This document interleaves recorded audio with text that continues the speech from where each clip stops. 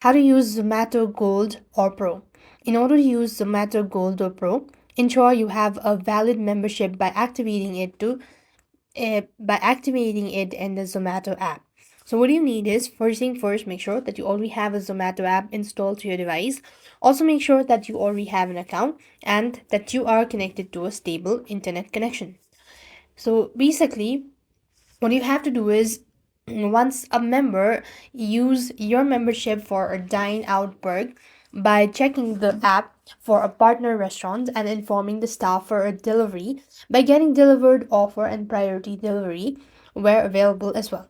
So for a dine out, you need to check the eligibility. You have to ensure your membership is active and check the Zomato app for partner restaurant as well.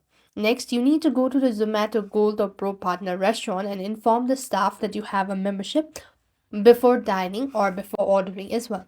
And you will receive a discount or a complimentary dish or a drink depending on the specific offers and the restaurant terms.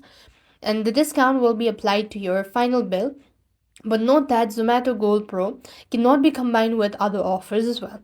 So this way you can use Zomato Gold or Pro. That's all. I hope the video was helpful.